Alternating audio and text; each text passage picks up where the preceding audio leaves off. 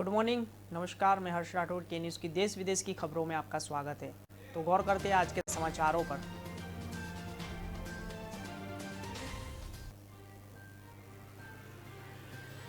Corona की तेजी से बढ़ते मामलों पर काबू पाने के उपायों को लेकर प्रधानमंत्री नरेंद्र मोदी शुक्रवार को अपने संपूर्ण मंत्रिमंडल की एक बैठक बुलाई है।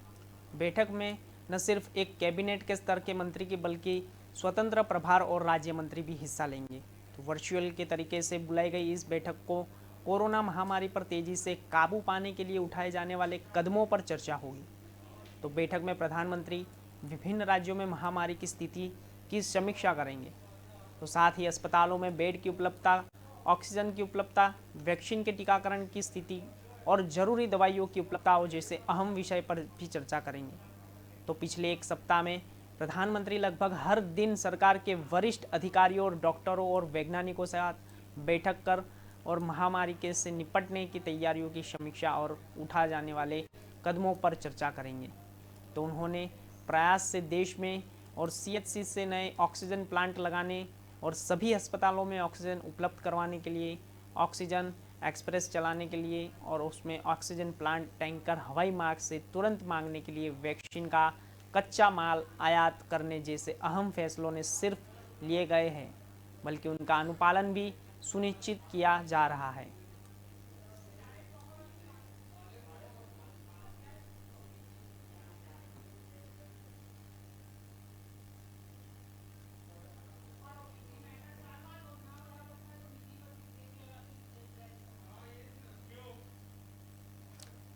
तो देश में कोरोना के हालत बेहद ही खराब हो गए हैं।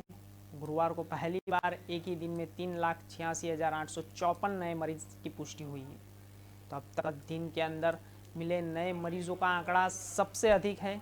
तो इससे पहले 28 अप्रैल सबसे ज़्यादा 93 लाख मरीज सामने आए थे। तो इसके अलावा 24 घंटे के अंदर 3,501 संक्रमित लोगों की मौत हो गई है। तो लगातार तीसरे दिन जब और वो ज़्यादा लोगों की मौत हो गई थी। तो इसके पहले बुधवार को 3,646 लोगों का मौत का रिकॉर्ड सामने आया है। तो अस्पताल में बेड, ऑक्सीजन, दवाई, वेंटिलेटर संकट के बीच हर दिन कोरोना के एक्टिव केस तेजी से बढ़ते जा रहे हैं। अब देश में 31,64,825 मरीज ऐसे हैं जिनका इलाज चल रहा है, लेकिन इस मामले में भारत दुनिया में दूसरे नंबर पर है। तो अमेरिका में सबसे ज़्यादा 68 लाख एक्टिव केस हैं। हालांकि कोरोना की अगर यह रफ्तार रही तो आने वाले कई महीनों के अंदर भारत में सबसे ज़्यादा एक्टिव केस होंगे। तो तेज़ी से बढ़ते मामलों के बीच एक अच्छी खबरें भी है। संक्रमण से ठीक होने वाले का आंकड़ा भी भारत में 1.5 करोड़ के पार हो गया है। मतलब अब तक देश में 1,50,78,000 से भी ज़्यादा लोग ठीक हो चुके हैं। तो पिछले 24 घंटे में आंकड़ा देखें तो इस बीच रिकॉर्ड 2.70 लाख लोग रिकवर हो चुके हैं। तो अब तक दिन में ठीक हुए मरीजों का यह आंकड़ा सबसे अधिक है। तो इससे पहले मंगलवार को और 2.62 लाख लोग रिकवर हो चुके हैं। तो ओवरऑल रिकवर रेट में भी 1.8% की बढ़ोतरी दर्ज की गई। अब 82.08% किया गया है।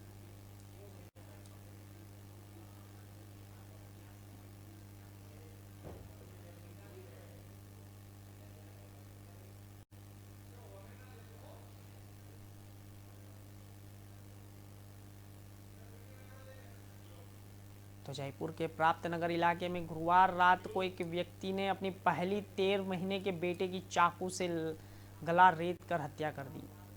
तो इसके बाद खुद भी एक कमरे में फंदा लगाकर खुदकुशी कर ली। रात करीब 9:30 बजे मकान मालिक ने कमरे में खून से सनी माँ बेटे की लाश और कमरे में फंदे पर लटक कर पति को देखा, तब पुलिस को सूचना दी। हत्या व खुदकुशी वारदात जगतपुरा स्थित लाजपत नगर में स्थित एक मकान में हुई। तो जहां मृतक गिराज प्रसाद मीणा ने कमरा किराए पर ले रखा था। वह अपनी पत्नी और शमिता के साथ रहते थे। दंपति के 13 माह के बेटे कुणाल भी थे। मृतक गिराज के केंद्रीय विद्यालय में टीचर थे। तो उसकी पोस्टिंग बूंदी में थी और वहीं गिराज की पत्नी समिता जयपुर में झालाना स्थित केंद्रीय विद्यालय नंबर 3 में टीचर थी।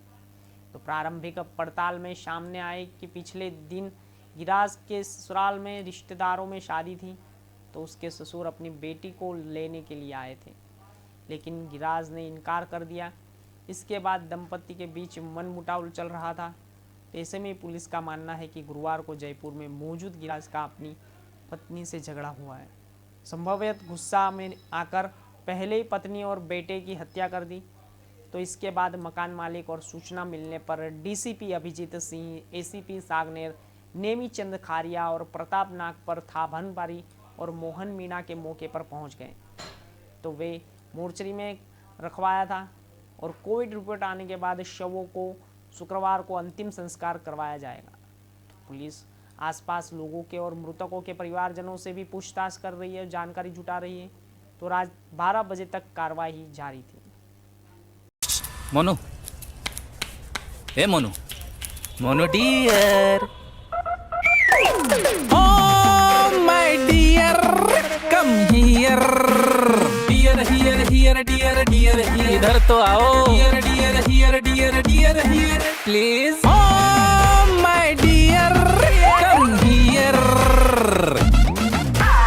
Dear here here dear dear here, आओ ना, dear dear here dear dear here, please, oh my dear, come here, what you do, real bite, ये बुलाता है।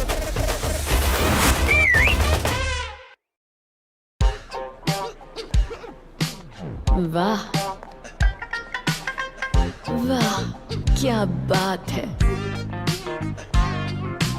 Vadilal Bada bite choco almond crunch.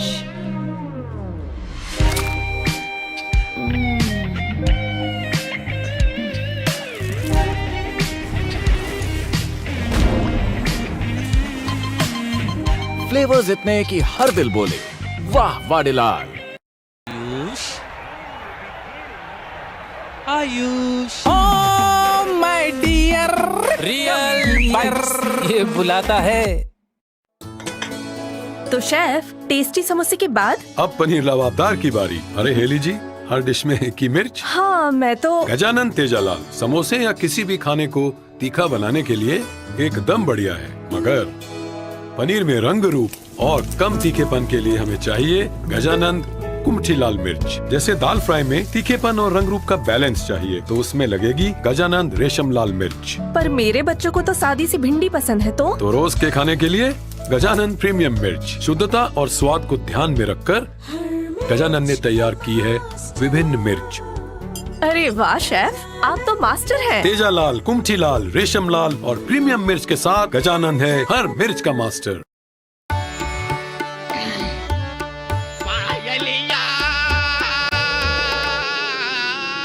वाह, वाडीलाल मटका कुल्फी। धिन धिन धागे त्रिगुण ना कत्ता।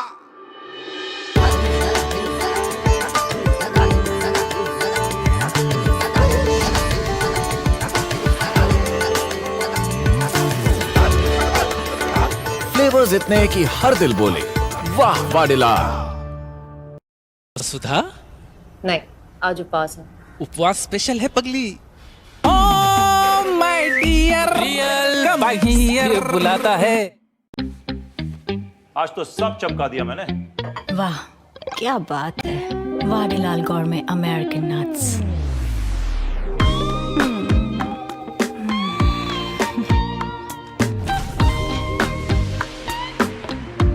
फ्लेवर्स इतने कि हर दिल बोले वाह Vadilal. Okay, now my turn. What? Laundry अभी बाकी है।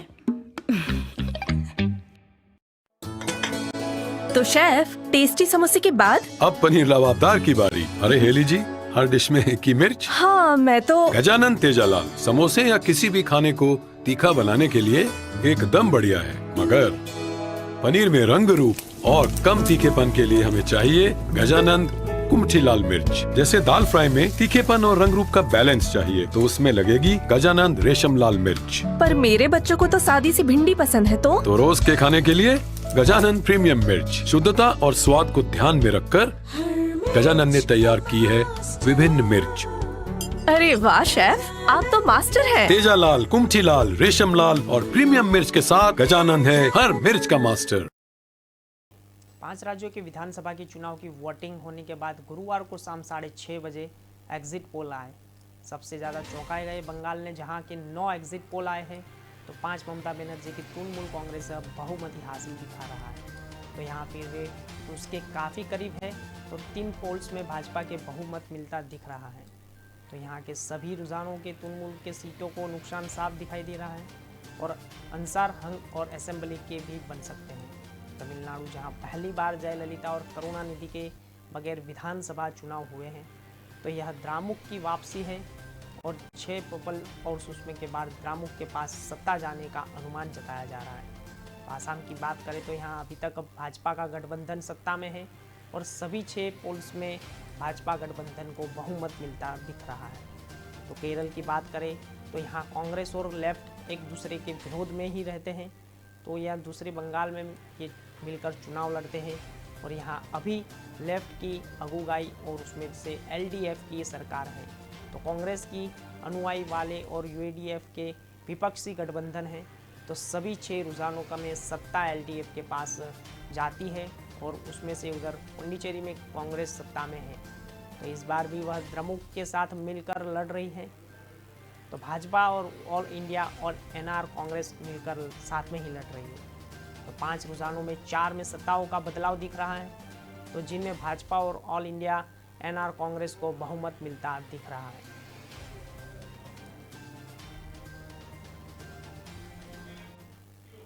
तो कोरोना के बढ़ते संक्रमण के बीच अमेरिका ने अपने नागरिकों को जल्द से जल्द भारत छोड़ने की सलाह दी है। तो साथ ही अपने नागरिकों को भारत की यात्रा न करने को और अमेरिका विदेशी मंत्रालय ने अपने नागरिकों के लिए ट्रैवल एडवाइजरी के जारी की है। तो इसमें कहा गया है कि भारत में कोरोना के बढ़ते मामलों की वजह से चिकित्सीय देखभाल के संसाधन सीमित हो गए हैं। तो नई दिल्ली में अमेरिका दूतावास ने कहा है कि भारत में कोरोना के नए मामले और मौत की संख्या में रिकॉर्ड स्तर बढ़ाए गए हैं। तो कई स्थानों पर कोरोना की जांच बुनियाद ढांचा बाधित हो गया है। तो अस्पतालों में कोरोना और गैरकानूनी मरीजों के लिए चिकित्सा सामान, ऑक्सीजन और बिस्तरों की कमी हो गई है। तो कुछ ही शहरों में जगह न होने के कारण अमेरिकी नागरिक को अस्पताल में भर्ती करने का इनकार करने की खबरें सामने आ रही हैं। तो अमेरिकी के सर्जन जनरल भारतवंशी डॉक्टर विवेक मूर्ति ने कहा कि भारत से कोरोना के बने विकट हालात की जो खबरें सामने आ रही है वह दिल दहला देने वाली है। तो मूर्ति ने कहा कि वे भारत में अपने परिवार के लोगों से रोजाना ही बात कर रहे हैं। तो इसी समय भारत मुश्किल के हालातों में आगे बढ़ रहा है।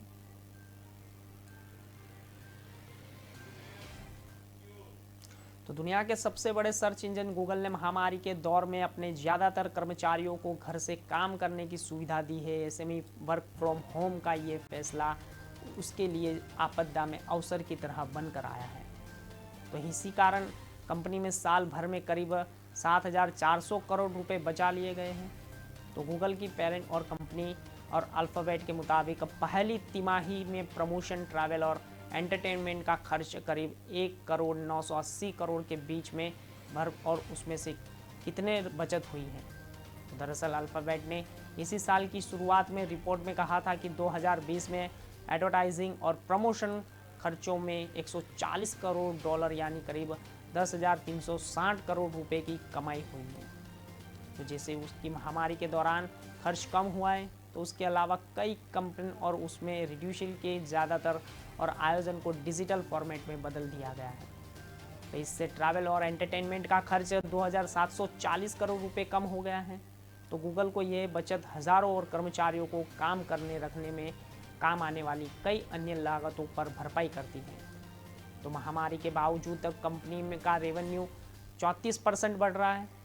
तो उसमें महामारी के कंपनी के पहली तिमाही अपनी मार्केटिंग और अन्य लागतों को प्रभावी ढंग से कम बनाए रखने की मदद की है। तो हालांकि गूगल इस साल के अंत में कुछ कर्मचारियों के साथ दोबारा ऑफिस में काम शुरू करने की योजना बना रही है। तो इसके लिए कंपनी हाइब्रिड मॉडल लागू करने की योजना बना रही है। तो गूगल कर्मचारियों की देखभाल में सुविधा के लिए मशहूर यह और उसमें मसाज टेबल के कैटरेड और कुजीन और कॉरपोरेटर रिट के तक देखी जा रही है। तो सिलिकॉन वैली के वर्क कल्चर को काफ़ी प्रभावित किया गया है। तो ज़्यादातर स्टाफ मार्च 2020 से इन और भर्तियों के बिना काम कर रहा है, तो ऐसे ही इन पर होने वाला खर्च घटा गया है। तो अमेरिका में सैनिक की अफगानिस्तान से वापसी शुरू हो गई है और गुरुवार रात व्हाइट हाउस ने इसकी पुष्टि की है। व्हाइट हाउस की और स्टीफ प्रेस सेक्रेटरी कैरिन जैन पियर ने कहा है कि हम इस बात की पुष्टि कर रहे हैं और अफगानिस्तान से हमारे सैनिकों की वापसी शुरू हो गई है और यह प्रक्रिया जारी रहेगी। पिछले हफ्ते अमेरिका की रक्षा मंत्री जनरल ऑस्टिन ने इसके लिए मंजूरी दी थी, तो उनके पहले राष्ट्रपति जो बाइडेन ने अमेरिका सांसद को इस बार में जानकारी दी थी। तो बाइडेन ने इस फैसले के अमेरिका के कुछ ही नेताओं का विरोध किया था। तो पियर व्हाइट हाउस के और एक प्रेस कॉन्फ्रेंस के दौरान एसयू सेंट्रल के कमांड ने सैन्य वापसी के लिए तैयारी की है। तो हम चाहते हैं कि हमारे सैनिक महफूज और देश लौटें और इसके लिए यूएसआरपी और उसमें आर्मी की एक बटालियन अफगानिस्तान भेजी गई है। तो इस सैन्य वापसी से मदद करेगी। ये रेंजर्स स्पेशल ट्रेनिंग ले चुके हैं और उन्हें मिशन वापसी के बाद किसी तरह ट्रूप्स को वापस लाना होगा। तो इस काम में महारत हासिल होगी। तो अफगानिस्तान की सेना और सुरक्षा एजेंसियों को अपने सैनिक तैनात करने को दूसरी सलाह देगी। तो अमेरिका में 9/11 में हमला और 2001 में हुआ था। तो 11 सितंबर को उसमें इसके 20 साल पूरे हो रहे हैं। तो इसी मामले में और अमेरिका की सैन्य यह तैनात की गई थी कि लगभग 4,500 अमेरिकन सैनिक यहाँ मौजूद है। इसके प्रेस सेक्रेटरी ने कहा कि राष्ट्रपति ने जो आदेश दिया है उस पर अमल किया जाएगा। तो हम 11 सितंबर तक सभी सैनिकों को देश में लाने का वादा पूरा करेंगे। इसके लिए जो ज़रूरी इंतज़ाम किया जाना चाहिए वो करने के लिए हम तैयार हैं। तो इसी बात को की गई और राय दी गई है। तो ये काम आसान नहीं है, इसलिए हर पहलू को ध्यान में रखा जाएगा। और मंगलवार को अमेरिकी सरकार ने एक बड़ा फैसला लिया था। इसके तहत अफगानिस्तान में अमेरिका असेंबली और तैनात भी और अफसरों को उनके परिवार को जल्दी से जल्द देश छोड़ने के लिए कहा गया था।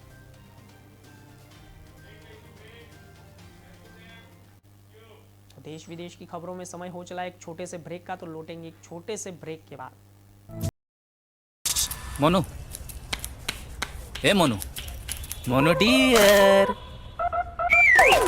ओ my dear, come here, dear here here dear dear here, इधर तो आओ, dear dear here dear dear here, please, oh my dear, come here,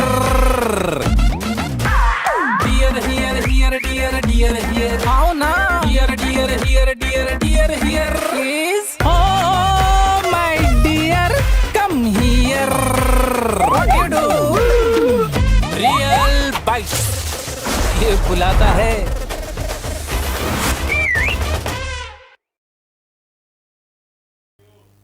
break के बाद आपका स्वागत है। समाचारों में आगे नजर करते हैं। तो इसराइल में लगी ओमर और बिना फायर के फेस्टिवल के दौरान भगदड़ मची और बड़ी संख्या में लोगों की जान चली गई।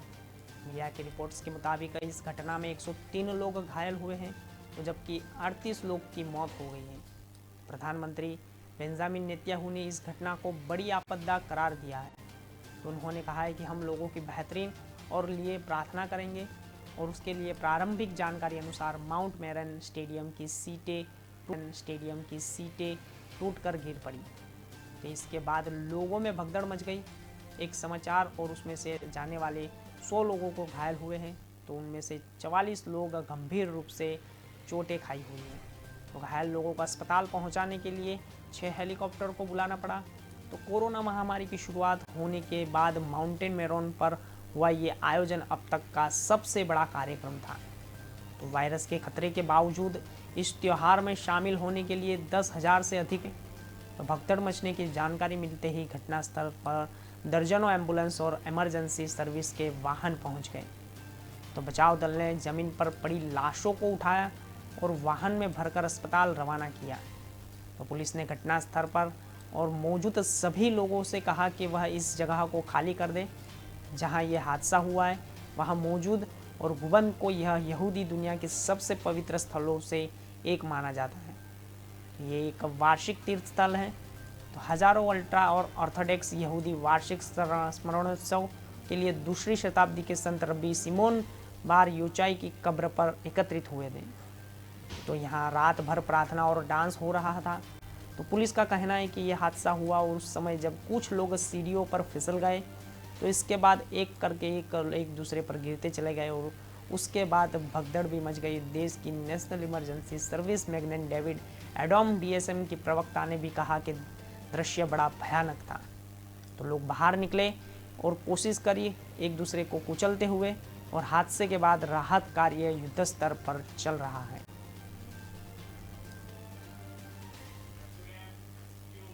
गृह मंत्रालय ने महामारी को देखते हुए मई महीने के लिए जारी और दिशा निर्देश के देश अनुसार लॉकडाउन लगाने के बारे में कुछ नहीं कहा है। तो मंत्रालय ने राज्यों एवं केंद्र शासित प्रदेशों से कहा है कि उन जिलों की पहचान कराई जाए तो ये कोरोना संक्रमण की दर और फीसदी से अधिक है, तो जहां पिछले एक हफ्ते में बिस्तर भरने के और 60% से अधिक है। तो गृह मंत्रालय ने कहा कि इनमें से किसी भी मानक को पूरा न करने वाले जिलों को गहन और स्थानीय निरोध क्षेत्र बनाने उपायों के लिए विचार किया जा सकता है। गृह मंत्री को आदेश के साथ समुदाय की निरुद्ध और क्षेत्र को बढ़े निरुद्ध क्षेत्र इलाकों के बनाने के रूपरेखा लागू करने के लिए स्वास्थ्य परिवार के कल्याण के मंत्रालय की सलाह ली और इसमें जोड़ा गया। तो बयान में कहा कि कोरोना के प्रबंधन और लिए राष्ट्रीय दिशा और निर्देश के पूरे देश में कड़ी से कड़ी लागू करी जाए और गृह मंत्रालय के आदेश के 31 मई तक प्रभावी रहेगा। गृह मंत्रालय ने कहा कि महामारी वर्तमान लहर से निपटने के वायरस के प्रचार से और रोकथाम पर ध्यान केंद्रित करना होगा। जिन क्षेत्रों में संक्रमण के मामले की संख्या अधिक है तो ऐसी जगहों पर आवश्यक सेवाओं को छोड़कर रात के समय में लोगों की आवाजाही और उसमें तरह प्रबंधित रहेगा।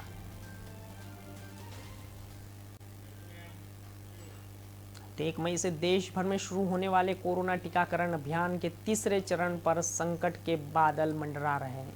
तो दरअसल कई राज्यों में वैक्सीन की कमी से जूझ रहे हैं, तो इसके चलते तीसरे चरण का अभियान प्रभावित हो सकता है।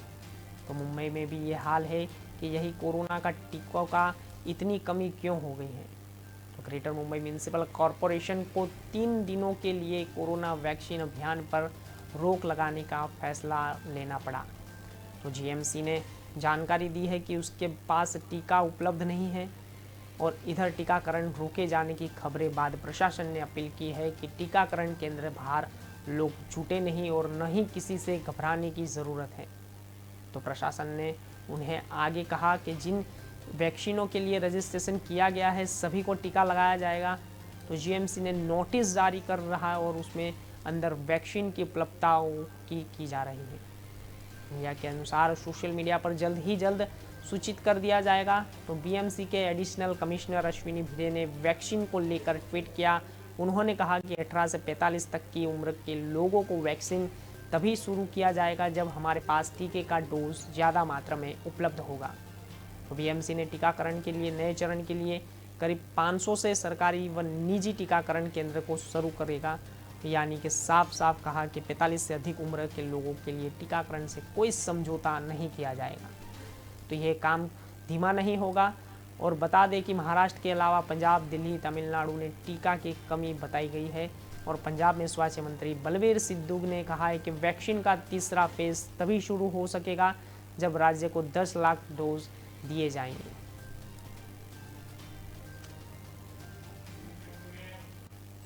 तो मध्य प्रदेश ने सरकार ने कोरोना योद्धा योजना फिर शुरू कर दी है। सीएम शिवराज सिंह चौहान ने गुरुवार को स्वास्थ्य कर्मियों को संबोधित करते हुए यह घोषणा की है कि उन्होंने कहा है कि कोरोना जैसे विकट संकटों के जान हथेली पर रखकर प्रदेश ने स्वास्थ्य कर्मियों को दिन रात जनता की सेवा कर रहे हैं। तो डॉक्टर सचमुख ने भगवान होते हुए भी मरीजों को जान बचाते हैं। कार्य करते करते हमारे जो स्वास्थ्य कर्मी दिवंगत हो गए हैं और उनके परिवार को देख रेख के लिए शासन की जिम्मेदारी होगी। तो उनके परिवार को भी सरकार की ओर से 50 लाख रुपए का सम्मान निधि भी दी जाए। और उसमें मुख्यमंत्री और स्वास्थ्य कर्मियों को कहा कि समाज और आपका यह ऋण कोई नहीं भूलेगा। तो आप कोरोना के संक्रमण से स्वयं को बचाते रहें और एक दूसरे को संक्रमण से मुक्त करने के लिए और उसमें मरीजों को स्वस्थ होने के लिए मृत्यु दर का 1% से ज़्यादा होना चाहिए। तो जिन्होंने कहा कि सरकारी अस्पतालों में आम और उसमें सहारा बन जाता है, तो अच्छे से अच्छा इलाज मरीजों की उपलब्धता कराया जाए और मुख्यमंत्री ने कहा कि डॉक्टर एवं स्वास्थ्य कर्मियों का मनोबल टूटने न दे, मरीजों को मनोबल बढ़ाए, मरीजों के स्वास्थ्य संबंधी जानकारी फ़ोन, वीडियो कॉल आदि माध्यम से उनके परिवारजनों को निरंतर देते रहे। तो शिवराज सिंह चौहान और स्वास्थ्य कर्मियों के 4 स्तरों पर मरीजों की सेवा कर रहे हैं। तो अस्पतालों में भर्ती मरीजों को, होम आइसोलेशन में भी मरीजों को और कोविड केयर सेंटरों में घर घर जाकर देख रहे हैं।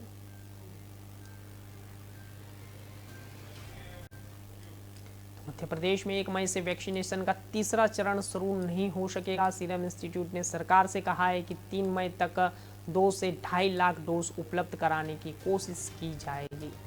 तो ऐसे में सरकार की तैयारी है कि यदि 2.5 लाख डोज मिल जाते हैं तो 5 मई से 18 से उम्र टीकाकरण अभियान शुरू किया जा सकता है। तो सरकार ने सीरम को 45 लाख डोज सप्लाई करने का ऑर्डर दिया है। तो सरकार ने भारत बायोटेक का भी वैक्सीन सप्लाई के लिए बात की थी, तो लेकिन वहाँ भी फिलहाल सार्थक जवाब नहीं मिले। और मुख्यमंत्री कमलनाथ सरकार पर तंज करते हुए कहा है कि इलाज न होने पर बड़े इंजेक्शन न दिया है, ऑक्सीजन अब जीवन बचाने की मददगार वैक्सीन भी नहीं है। तो जनता भगवान भरोसे, ये कैसे अच्छे दिन हैं।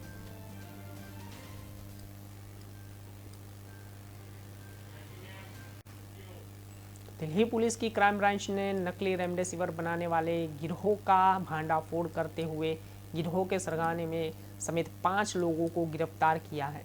गिरोह ने उत्तराखंड के हरिद्वार और रुड़की और कटोद्वार में अवैध फैक्ट्रियों में नकली रेमडेसिविर का उत्पादन करते हुए, और पुलिस ने बताया कि ये लोग एक इंजेक्शन को 25,000 रुपये में बेचते हैं। तो पुलिस ने आरोपियों के पास से रेमडेसिविर को 196 नकली इंजेक्शन बरामद किए हैं। 3,000 खाली वायर और उसमें से मिले हैं। तो उसमें से अधिक रेमडेसिविर नकली इंजेक्शन बेच चुके हैं।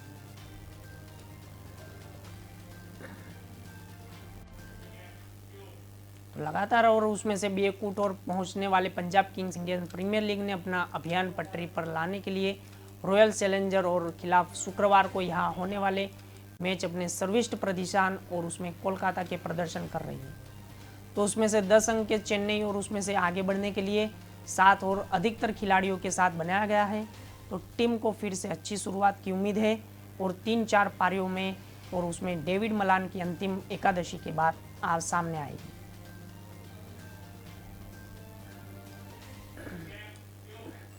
तो मौसम विभाग की चेतावनी एक बार फिर से सटीक साबित हो रही है। तो गुरुवार में उदयपुर में दोपहर के बाद बादलों में आसमान में डेरा डाल दिया है। तो जिसके बाद अब धूल भरी आंधी ने जहां शहरवासियों को परेशान किया जाए, तो वही हल्की बाबूंदी और उदयपुर की बरसाती और की बढ़ती गर्मी में राहत मिली। तो जिससे झीलों को शहर उदयपुर का मौसम खुशनुमा हो गया है। तो उदयपुर में पिछले कुछ दिनों में सूर्यदेव के तख्त मिजाज और मौसम परिवर्तन के बाद तापमान में इजाफे के दौर जारी है। तो अनुसार उदयपुर में अगले 48 घंटों में तेज आंधी के साथ बारिश गिरने की संभावना बनी हुई। तो उदयपुर, जयपुर, जोधपुर संभाग जिले में धूल और भरी आंधी के साथ हल्की बारिश गिरने की संभावना है।